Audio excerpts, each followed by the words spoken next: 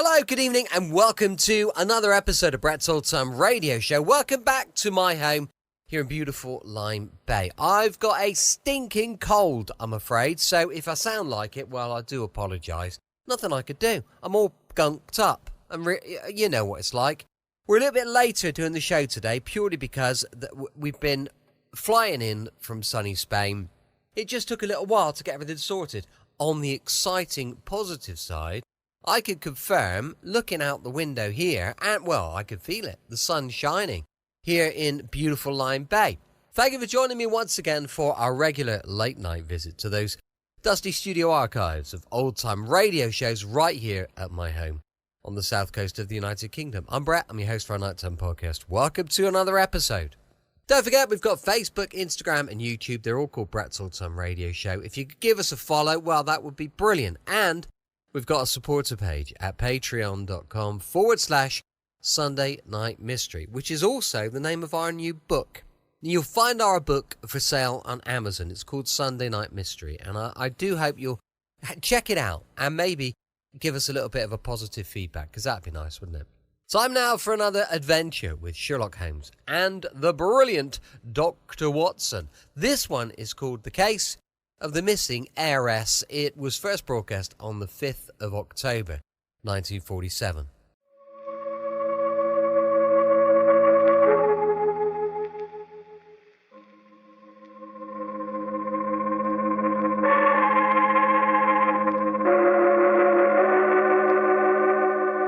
The makers of Clipper Craft Clothes for Men and 924 leading retail stores from coast to coast present the world's most famous detective, Sherlock Holmes.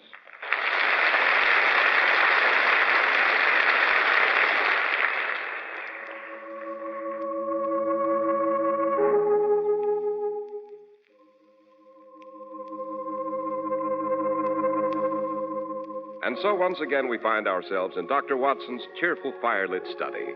Outside, a cutting October wind scurries the brittle leaves. But inside, all snug and cozy, with his feet on the well-polished fender, sits our favorite host and storyteller. Thank you, Mr. Heiress. Thank you. And which of Holmes' fabulous adventures are we to have tonight, sir? But tonight it's the case of the missing heiress. A Canadian heiress, to be exact. Pert and pretty as a picture. And with a mind of her own. I can never forget her father's expression when he discovered the compromising situation. Oh, there I go, getting ahead of myself as usual. Well, now, don't look so worried, Mr. Heiress. I hadn't forgotten. This is where we say a few words on behalf of a very generous sponsor. Thank you, Dr. Watson. And our sponsor really is generous, in more ways than one. Take the amazing values he gives, for instance. Clipper Craft Clothes are just about as fine as can be made, and so modestly priced. I dare say even a Sherlock Holmes would be stumped at how it's done, but it's elementary, Dr. Watson. It's the famous Clipper Craft Plan, wherein 924 leading stores from coast to coast concentrate their buying power, assuring you of great savings in manufacturing and distribution costs. As a result, you get the benefit of group buying, plus the friendly personal attention you expect at your own local independent store. Clipper Craft's extraordinary value is obvious once you've worn them. For where else, indeed, can you find expensive-looking suits like Clipper Craft's at only $30 to $40? There are a few deluxe models, too, at $43.75. Top coats and overcoats are only $30 to $40, and sport jackets are only $24. Yes, solving your clothes problem is easy this fall. Just take this clue. Compare Clipper Craft with clothes selling for many dollars more.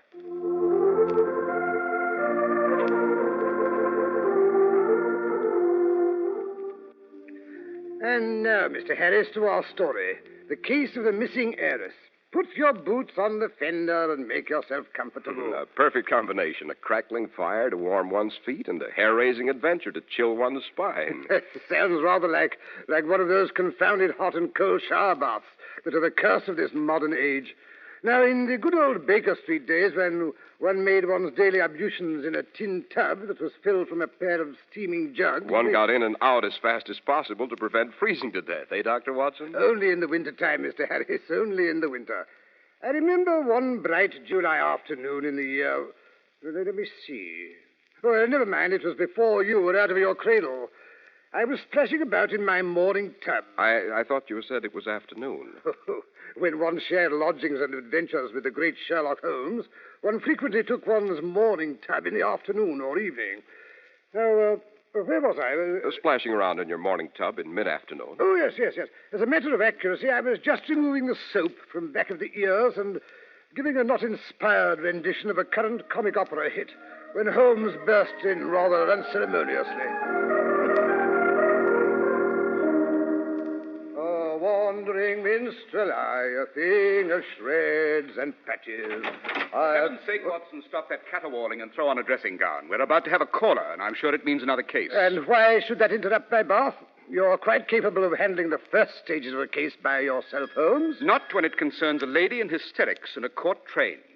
You're much better than I at managing female agitation. Holmes, what are you raving about? An elegant carriage has just galloped up to our curbstone, and without waiting for the footman to alight from the box and assist her, a middle-aged creature in full court regalia, complete to the feathers in her hair, bursts out into the street and is even now pulling our front doorbell out by the roots. Oh, Lord, well...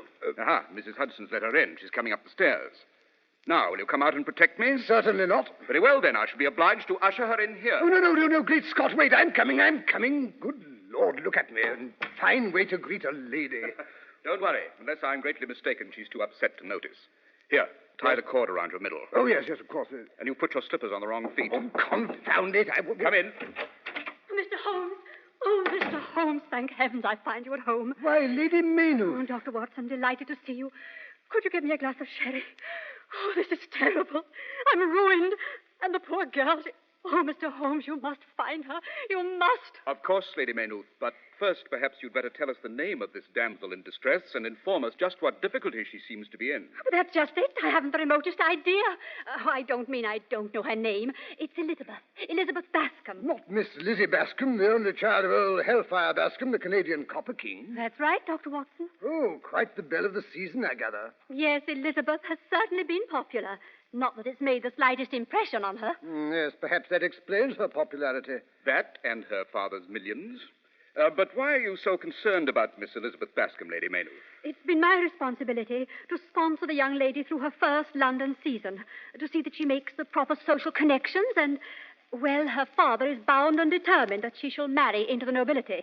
I had no idea that George Bascom, more often referred to as Hellfire, was one of your acquaintances, Lady Maynooth. To be quite frank, Mr. Holmes, I've never set eyes on Elizabeth's father, but a mutual friend, knowing that he was anxious to have her received in the best circles, and also knowing that my own financial position has not been too secure lately, I was, shall we say, persuaded to take Elizabeth under my wing. I hope you made a profitable arrangement. I did, Mr. Holmes, but I've earned it, every penny. You mean the young lady is uncouth in spite of her good looks? Oh, no, Dr. Watson. The truth forces me to admit that Elizabeth is really quite presentable and even lovable when not crossed.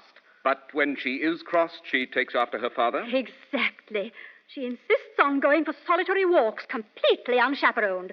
She strikes up an acquaintance with the most unlikely people. Democratic, eh, Holmes? It might be considered democratic in an ordinary female. But where a young woman of Miss Bascom's wealth is concerned, it's rather dangerous. Oh, how true. We've been receiving, well, not exactly threats, but certainly crank letters ever since it became known that Elizabeth had come to stay with me.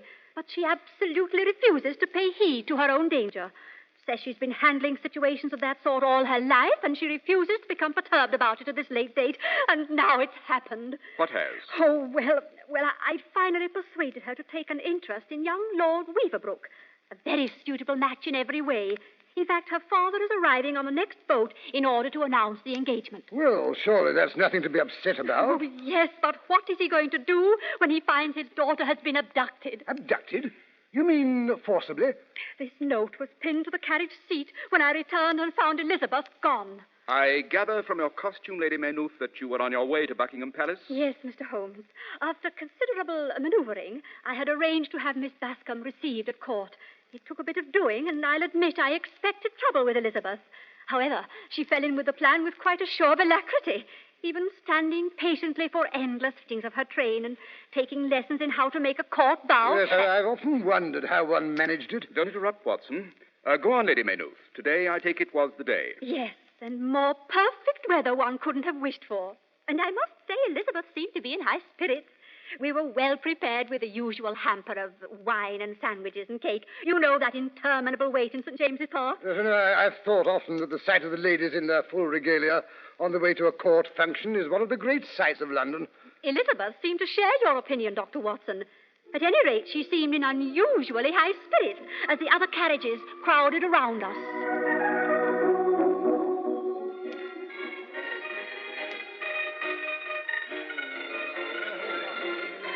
What fun, Lady Maynooth. It's even more exciting than a regatta. All the street musicians and the crowds passing on the sidewalks as if it were a parade. All waving and cheering and calling to it. Oh, there she goes. That's Elizabeth. Elizabeth, my dear, one doesn't wave at them. It's not done. I'm sorry. Oh, now, cover your flowers with a napkin, my dear. The sun is really becoming rather oppressive. If you ask me, it's darned hot. Look at that. Now, Elizabeth, you mustn't smile back. It only encourages them. But why shouldn't I smile? I'm so happy. Just control yourself another moment, dear, and we'll be inside the gate where the crowd can't follow us. Oh, then we're nearly there. Heavens, no. It takes ages, even after you're in the courtyard. Yes. Here we go. That's better. Now, let's see what's in our luncheon hamper. I'll admit I'm half-starved. Oh, no. No, let's wait. I'm still so excited. Oh, Lady Maynooth, look! Who's that handsome man walking among the carriages and sticking his head into some of them? Oh, dear, I wish he wouldn't. His mother would be so put out if she knew he were out here. But they will do it, all the boys. They say it's much more fun than it is inside. Lady Maynooth, he's coming this way. Oh, he's going to stop. Well, so this is the carriage that has been causing all the commotion. No wonder. Hello there. Hello yourself. Well, that's refreshing. So this is the beautiful Lizzie who has set the town on its ears. Oh, Lady Maynooth, I didn't notice you at first. You wouldn't by any chance have some smelling salts? The Dowager Duchess of Kiel seemed rather wonky as I passed a barouche. I wonder if you'd come and take a look at her. Why, of course, certainly. Let's see, where did I put the smelling salt? In your reticule, Lady Maynooth. Oh, yes, of course. I'll be right back. Oh, and Elizabeth. Yes, Lady Maynooth? If that gentleman should return, be sure you address him as Your Highness.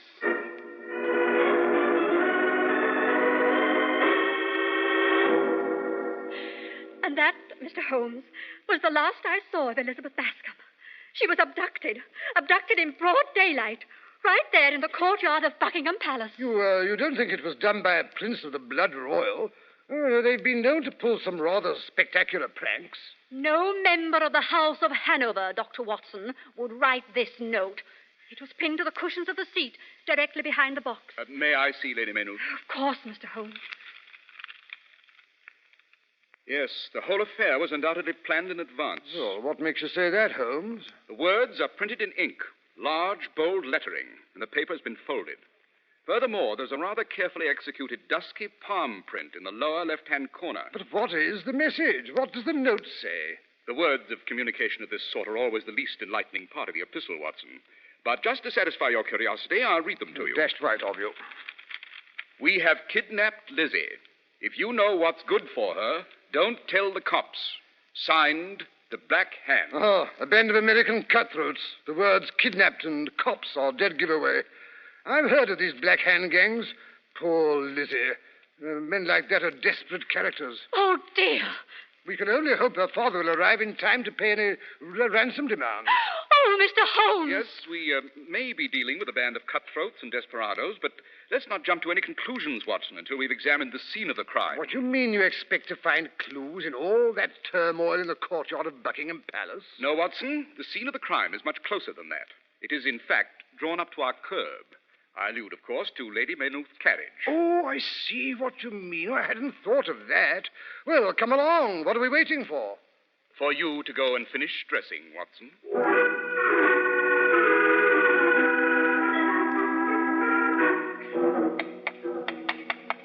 Whoa, Jonathan. Easy now, Penelope. Handsome horses you have, Lady Maynooth. Thank you. This is Horace, Mr. Holmes.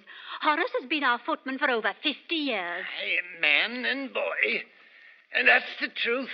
A record to be proud of, Horace, in these troubled times. Eh? He's a little deaf, Mr. Holmes. It's his age. I said you've a fine record, Horace. I have that. If you'll open the door, please, Horace. Mr. Holmes is a detective. He'd like to inspect the carriage. I know who Mr. Holmes is, Mum. Everybody knows Mr. Sherlock Holmes. Horace, when did you first become aware that Miss Bascom was not in the carriage? What? When her ladyship come back and found your note. You didn't see or hear anything unusual before that? I did not. Henry, he's our coachman, you know, had gone off to help Lord Brunsey's man, who was having trouble with his horses. And I had me hands full holding our horses, but I handled them. Start fellow, Horace. Besides which, I'm a bit deaf. Not that you could notice, but it keeps me from hearing things. I'm afraid Horace has been a broken reed in this affair. What's that? I said thank you, Horace. Well, let's have a look inside the carriage. Give me my magnifying glass, Watson. Yes. Yes, it's interesting. Very interesting. What have you found, Holmes? Bloodstains? On the contrary, there's not the slightest indication of a struggle. Either Miss Bascom left the carriage of her own free will, or she was lured out of it by someone she considered a friend. Very significant. Very. Significant, Holmes, but hardly helpful. Yes, here is her parasol, neatly furled. Surely, if she'd been attacked, she'd have attempted to use it as a weapon. And the luncheon hamper, neatly placed in the corner. Open up the lid, Watson. Very well. Hello? What's up? The silly thing's empty, not even a crumb left. Why, the blackguards. They not only abducted my ward, they stole my lunch as well. The pound cake hadn't even been cut into. The scoundrels. Well, Holmes, I'm afraid we've really drawn a blank. No clues at all. Not so fast, Watson. Here is a long thread of heavy silk. Lady Maynooth, has Miss Lizzie, by any chance, a garment with a blue fringe in her wardrobe? Yes, of course. The pelerine that goes over a puce walking suit. But what has that to do with the case? She was wearing full court regalia when she was abducted. That's what makes it so preposterous, really. You know, you couldn't possibly kidnap a lady in a court costume. Hello, here's something in the side pocket of the hamper. Why, that's Elizabeth's guidebook. She was always sneaking off by herself with that under her arm. From the number of times it happened, she must have visited all the sights of London. Not all, Lady Maynooth. I fancy Miss Elizabeth rather specialized in the British Museum. How do you arrive at that conclusion? The rest of the volume's rather stiff, showing very few of the pages have been read. But notice how readily the book opens at the portion describing the British Museum. And here, the paragraphs describing the famous Elgin marbles. That page is decidedly dog-eared. The Elgin marbles? Yes. Good heavens, I'd no idea Elizabeth was a connoisseur of art. I fancy Miss Elizabeth is a connoisseur of many things of which you had no idea, Lady Maynooth. Oh, dear, what do we do now? I suppose we'd better consult Scotland Yard. I rather fancy that a certain Mr. Percy Smithers will prove more helpful in this matter. I suggest that Watson and I pay him a visit. Percy Smithers? Who in thunder is he? The famous archaeologist and authority on Greek and Roman relics. He is also curator of the Elgin marbles.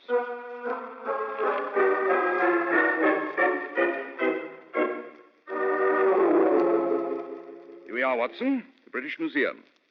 Imposing, if somewhat moth-eaten old mausoleum, eh, Juan? Well, you needn't point it out to me as if I'd never laid eyes on it before.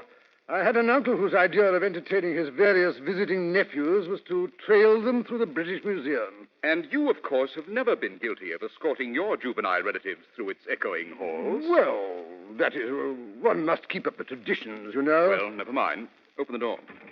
I can't. It's stuck. Oh, never mind. Here comes an attendant. I say, guard. The entrance seems to be a bit balky. We can't get it open, don't you know? And why would you? It's been locked up for the night. Closing time was 20 minutes ago. Then I guess we won't get to see the marbles today, Holmes. I'm not particularly interested in the marbles, Watson. Guard, can you tell me if Mr. Smithers, curator Percy Smithers, is still on the premises? Oh, no, sir. He's gone home. You saw him leave? Well, he always leaves 5 minutes before closing time. I don't suppose you can give us his home address. I can do better than that, sir. There it be, over there. First house across the quadrangle. The one with the bay window? That's right. Thank you. Come along, Watson. Do you know this fellow Smithers, Holmes? Only slightly, Watson. I've met him at the Diogenes Club from time to time when I've gone there to see my brother Mycroft. Like all the rest of the members, he's what you might call taciturn. Oh, the grumpy old professor type, I take it. Professorial and grumpy, I grant you, but he's certainly not old. In fact, Mr. Percy Smithers looks not unlike the Greek statues he's such an authority on. Only with more clothing, of course. Oh, yes, I can remember that there were many elderly ladies who got up a petition demanding draperies be put on the marbles when they first went on exhibition. I, of course, consider them perfect as they are. Then you've seen the Elgin marbles? Many times. You recall the statue of Perseus? Perfectly. Could you describe his attitude? I can do better than that. I can duplicate it. He's standing like this. Not bad, except the positions of the left and right arm should be reversed. Oh, Has your friend took a fit, sir? certainly not. I was just explaining something. And stop following us. I wasn't following, sir. I was just going home to my supper. Pumpkin? You recall the face, Watson, of the Perseus statue, I mean? Oh, naturally. How would you describe the nose? Why, that is Grecian, of course. Wrong again, Watson. That particular statue has no nose at all. It's probably been missing for centuries. Oh, Oh, but here we are at Mr. Smithers' door. Ring the bell, Watson. That's a good fellow. always giving orders. Well, I still don't understand what information you expect to gather from the curator of the British Museum about a missing Canadian heiress. You never know, Watson. You never know. Yes, what do you want? We've come to see Mr. Smithers, Mr. Percy Smithers. Well, you can't see him. I'm sorry to disturb him if he's having his supper, but this matter is rather urgent. You can't see him because he's not come home. And as for his supper, it's been burnt to a crisp waiting for him. And a fine trout it was, too, that he ordered special. What a pity. Perhaps you could tell me if a young lady in a blue and puce walking suit has called on Mr. Smithers lately. Certainly not.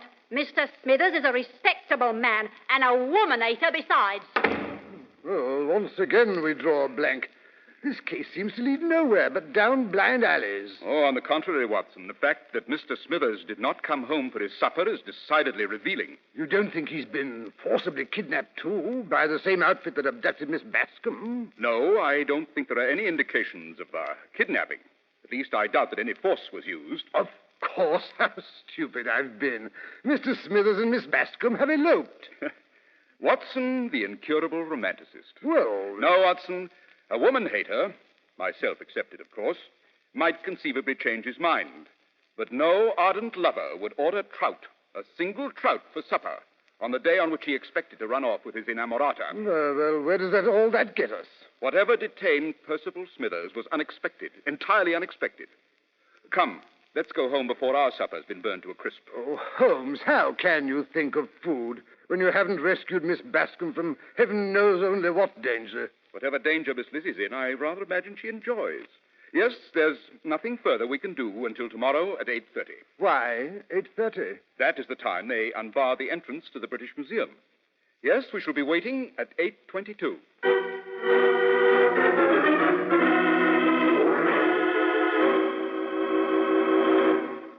When you note the low prices of Clippercraft clothes, you're apt to be puzzled. How do they do it, you'll say?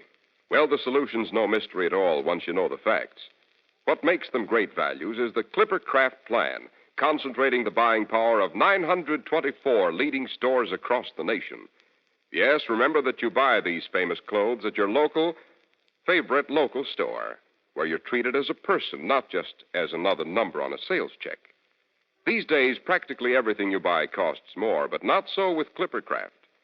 You can select your fall Clippercraft suit at only $35 and $40, with a few special numbers at $43.75. Clippercraft top coats and overcoats, too, are only $30 to $40. Sport jackets, but $24. Selling expensive clothes at inexpensive prices at the nation's finest independent stores is the great big idea behind the Clippercraft plan.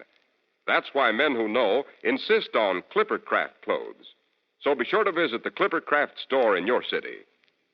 The leading stores in the metropolitan area that bring you Clippercraft clothes are Saks 34th, Broadway at 34th Street, Manhattan, Abraham and Straus, Brooklyn, the Boulevard Men's Shop, Kresge, Newark, New Jersey, and the B&B Clothes Shop, 16408 Jamaica Avenue, Jamaica. these great, courteous, and friendly stores are proud to add their names to that of Clippercraft in the label of your suit, top coat, sports jacket, and overcoat.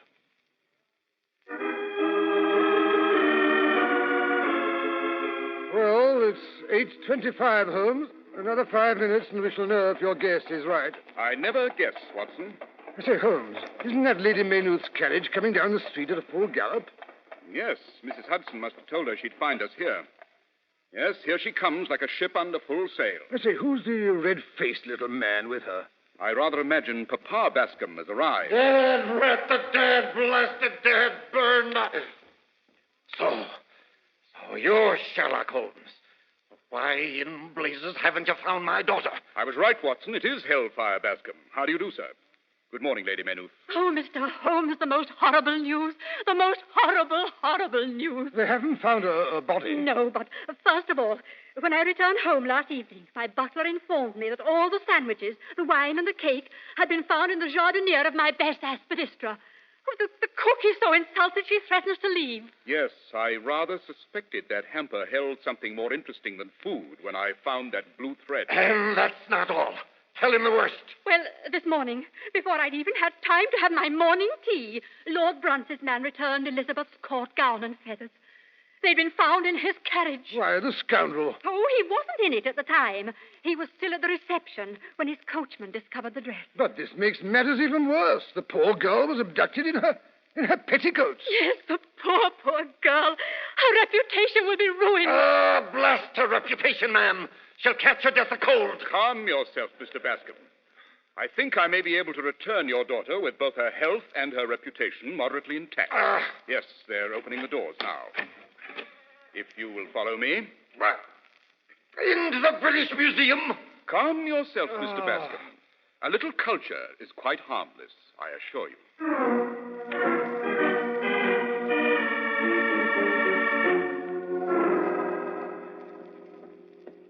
Ah, our friend the guard.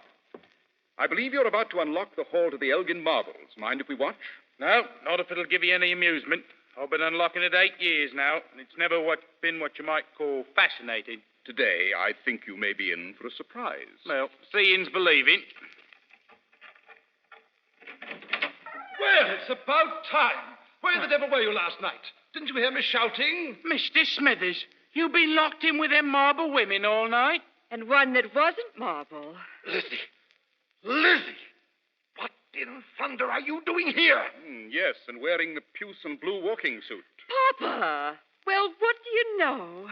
Papa, I want you to meet Mr. Percy Smithers, the famous scientist, and your future son-in-law. Scientist? I wouldn't let you marry a scientist if he were the last man on earth. But, Papa, we've been locked up together all night.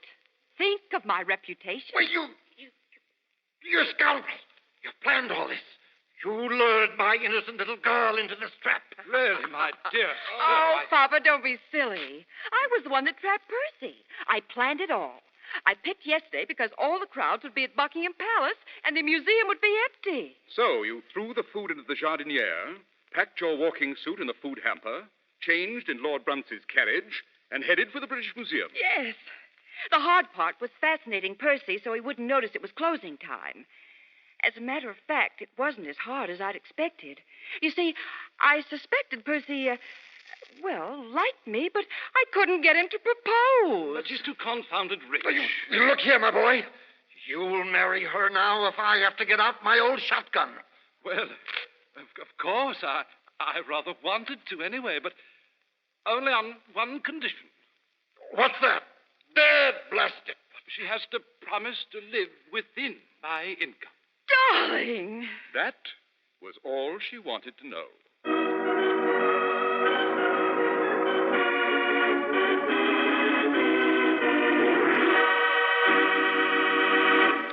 And did Lizzie live within her husband's income, Dr. Watson? More or less. At least if Papa gave her presents from time to time, Percy never knew about it. How did Elizabeth and her archaeologist get along? Oh, splendidly. You see, Hellfire Bascom backed several expeditions for the British Museum, and curiously enough, Percival Smithers generally headed them. Did some splendid work, too. So when he was finally knighted and Lizzie became Lady Elizabeth, everyone said she'd more than earned the title. And now, Dr. Watson, how about a hint about next week's hair raiser? Oh, next week's is a hair raiser, Mr. Harris, in more ways than one. It concerns a gentleman who had an unusually florid, I might say a crimson head of hair, and how he was hired for a decidedly curious job on that account. Oh, of course. It's the famous adventure of the Red-Headed League. How did you guess, Mr. Harris? How did you ever guess?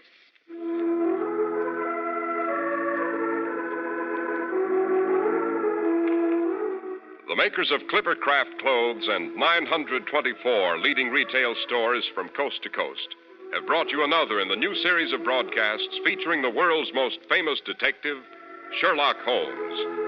Sherlock Holmes is produced and directed by Basil Lochran, and our stories are written by Edith Miser, with special music by Albert Berman. Holmes is played by John Stanley, Dr. Watson by Alfred Shirley.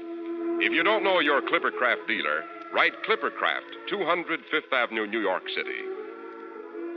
Be sure to listen next week to Sherlock Holmes in the adventure of the Red-Headed League. If you wish to attend the Sherlock Holmes broadcast in New York, see your local Clippercraft dealer, and he'll tell you how to obtain tickets. Cy Harris speaking for Clippercraft Clothes is the Mutual Broadcasting System.